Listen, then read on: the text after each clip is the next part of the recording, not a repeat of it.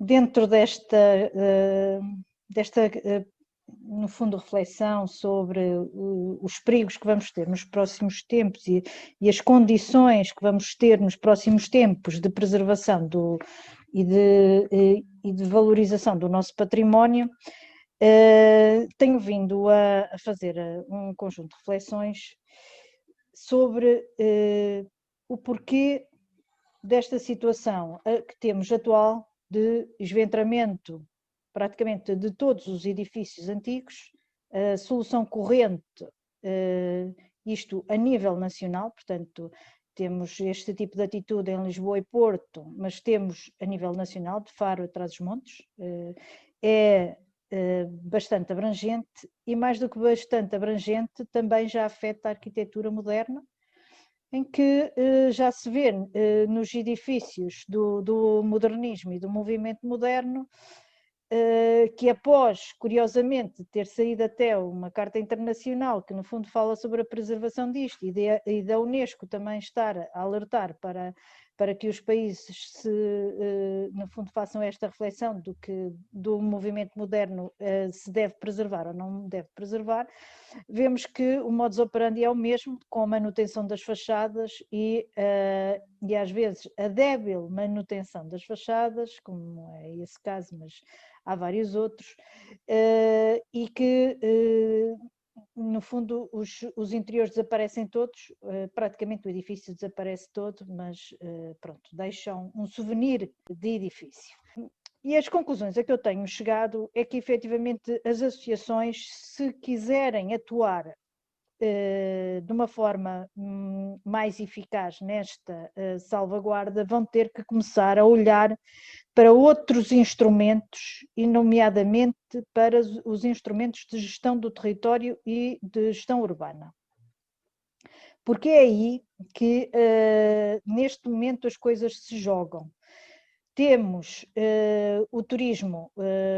e o impacto do turismo no nosso edificado, mas temos também o impacto do investimento imobiliário no nosso edificado, desta forma que mostrei apenas 2 exemplos.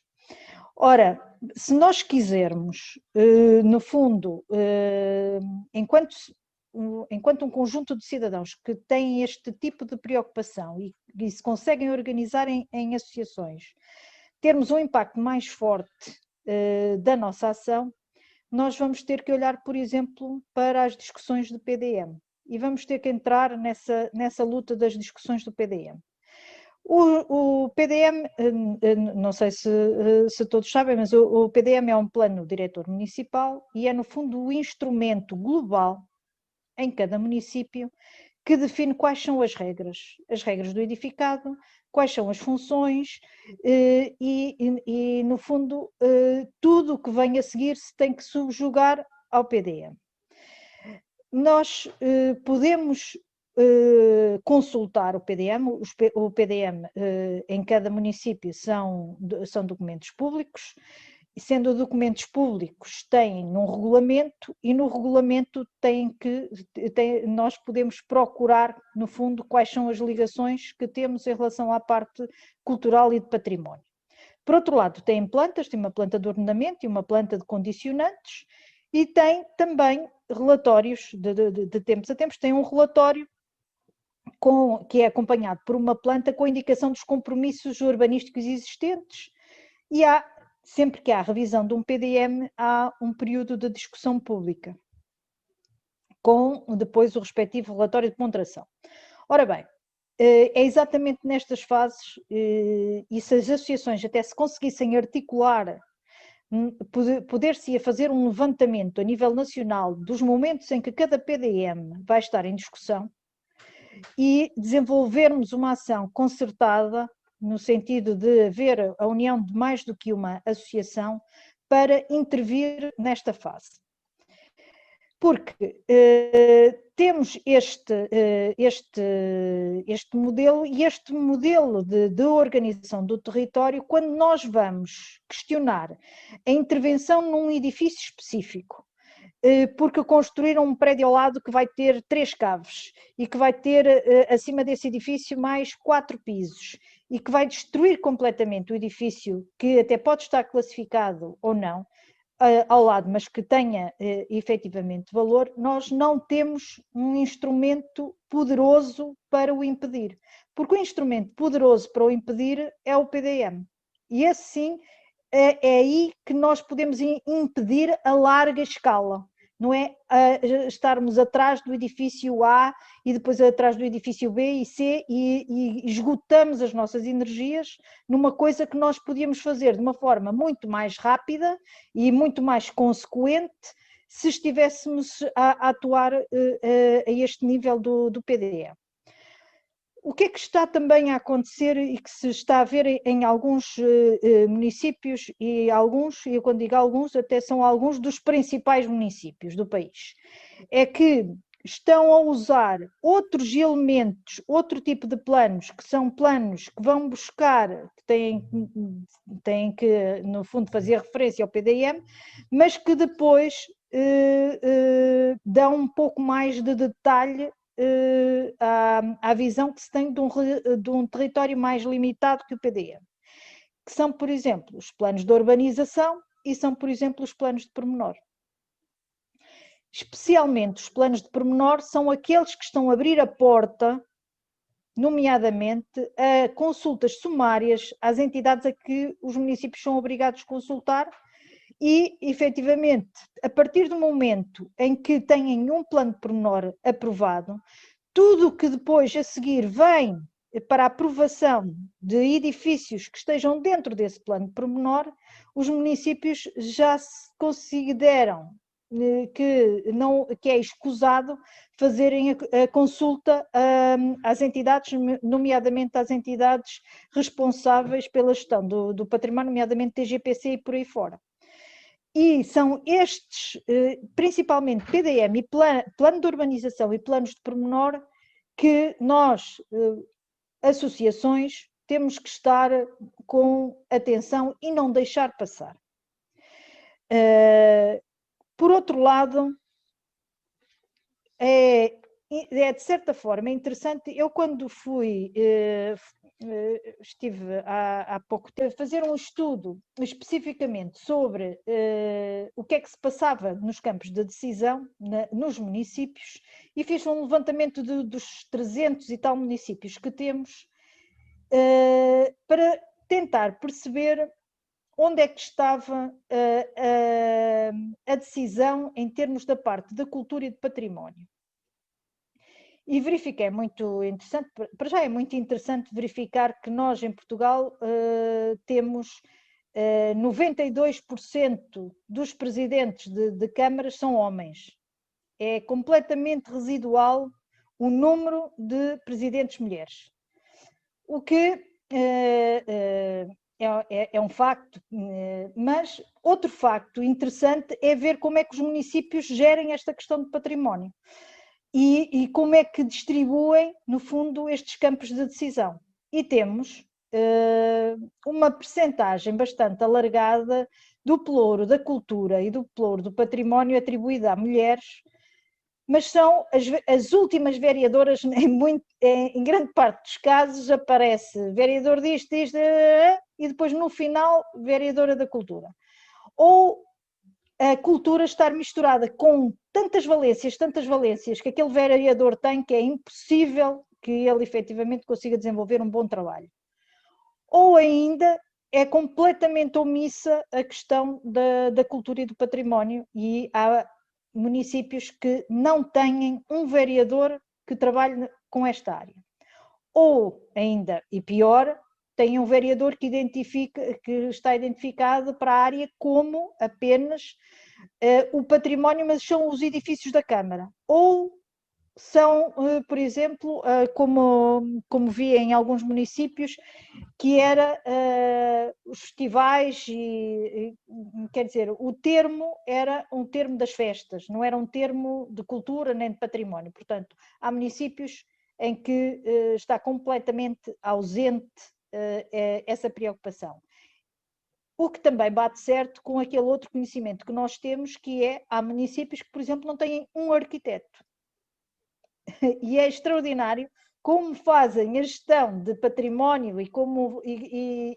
no fundo, têm que abordar estas questões ao nível do PDM, quando na realidade depois não têm ninguém responsável pelas áreas. A outra situação que é um bocadinho incrível, digamos assim, é que nós temos uma obrigatoriedade da discussão dos PDMs, mas está a ser usada uma estratégia por alguns dos municípios de muito pouca transparência, por um lado. Por outro lado, não é feita a promoção do diálogo no fundo, com as populações, mesmo quando estas requerem esse diálogo.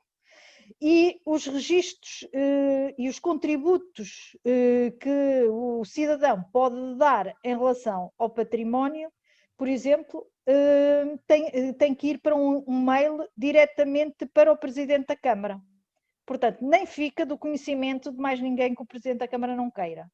Como é que é possível nós, no sentido de uma transparência da participação pública em relação a instrumentos cruciais, nomeadamente para a defesa do património, temos uma situação centralizada no Presidente e, obviamente, não conseguimos perceber o que é que está a chegar e também que nível de resposta é que depois é dado. A outra preocupação que eu tive foi verificar nos diferentes planos de diretores, e nomeadamente nos seus regulamentos, portanto, na sua componente escrita, onde é que vinha as menções a património. E o que verificamos também, em muitos deles, é que as referências vêm sempre nos finais dos textos dos capítulos. É extraordinário, vem apenas uma frase e é a última frase. E na última frase, eu até gostava de vos ler, por exemplo, uma diz: promover o desenvolvimento equilibrado concelhio que passe por vários pontos, tem a ver com questões urbanísticas, depois diz adequação da dinâmica das atividades económicas e da urbanização com a defesa do património natural e construído do concelho. Depois, quando vemos isto como último parágrafo, não é? E verificamos que todo o resto do documento é completamente omisso a termos como cultura e património. Praticamente só existe neste último parágrafo. Então vamos ver como é que isto se formaliza, não é? O que é considerado, no fundo, esta integração do património em termos dos PDMs, e o património aparece, em muitos casos, apenas associado aos edifícios classificados, ou seja, fica completamente de fora, mesmo quando, por vezes, nós podemos entender isso, e o cidadão comum entende isso, que, por exemplo, um centro histórico o centro no seu conjunto é o património do conjunto, ficamos apenas restringidos aos edifícios classificados, excluindo centros urbanos e centros históricos. Mas há uma grande preocupação em, por exemplo, enfatizar que há necessidade de novos equipamentos, por exemplo, e essa necessidade dos novos equipamentos é sempre para criar novas dinâmicas económicas e, aliás, a ponderação e o termo económico aparece em vários momentos e em várias partes desse PDM. E então é outro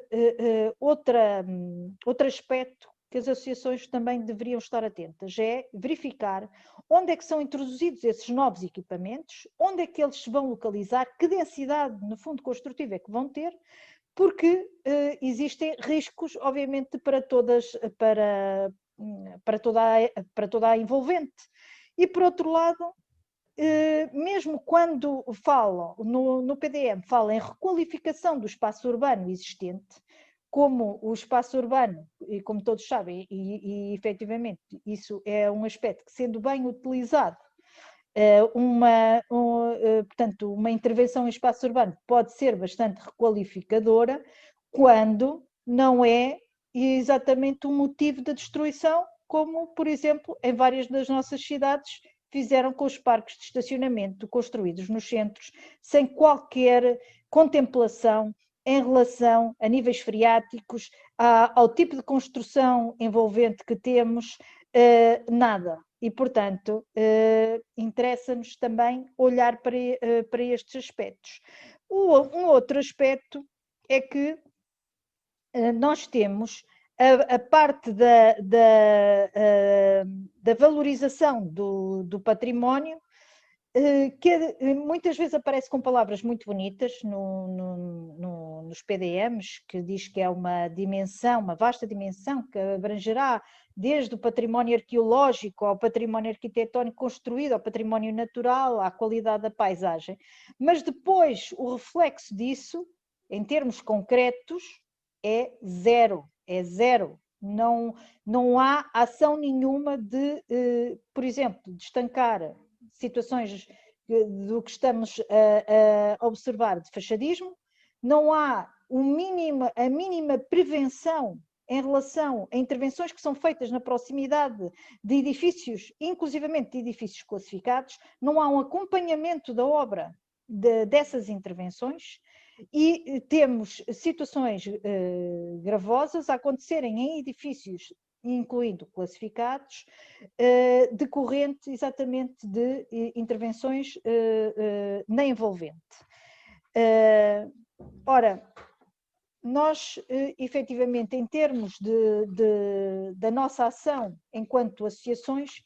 é fundamental que ganhemos este corpo. Este corpo eu penso que só se consegue ganhar de forma articulada, porque eu tenho a realidade da APRUP, não conheço muito bem,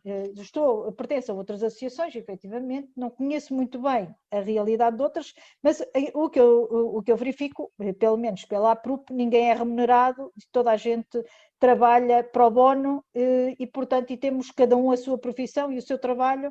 e o tempo que temos para dedicar a estas causas não é infinito. E como não é infinito, efetivamente, se queremos ir mais longe, temos que criar este hábito e estas redes de interação e, no fundo, de esforços conjuntos, e procurar também outras redes fora das associações, que é, por exemplo, uma coisa que já está identificada no contexto europeu, num outro projeto europeu que eu estive, fez um pouco esta abordagem, que era como entre as entidades, e entre as entidades que tenham a ver também com a parte da investigação. E as associações teriam muito, muito a ganhar se efetivamente conseguissem fazer esta ligação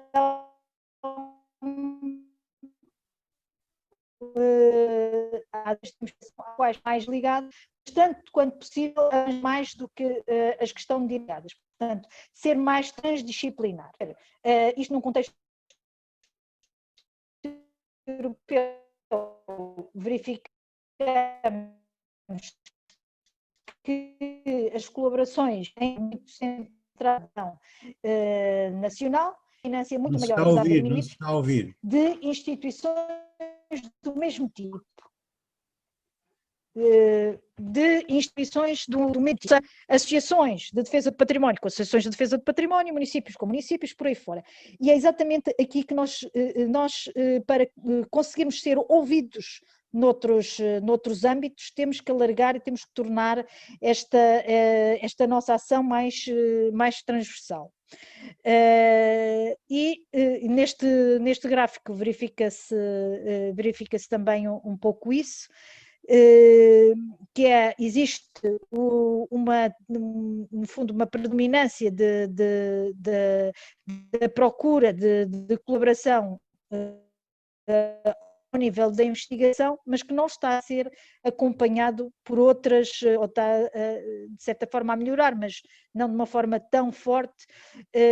noutras áreas ligadas à parte da cultura e do património. Eu acho que é este o caminho que temos efetivamente de fazer. Por um lado, os nossos grandes desafios, ou eu considero que os nossos grandes desafios do futuro próximo vão ser ao nível do território, vão ser ao nível da passagem das diretivas, nomeadamente das construções, e nomeadamente uma que me preocupa imenso, que é a da energia. Acho que vai ter um impacto muito negativo, quer nos edifícios classificados, quer neste património corrente, e finalmente na nossa capacidade de constituir redes. Acho que estes vão ser os 3 grandes desafios com grande impacto no futuro próximo. E obrigada.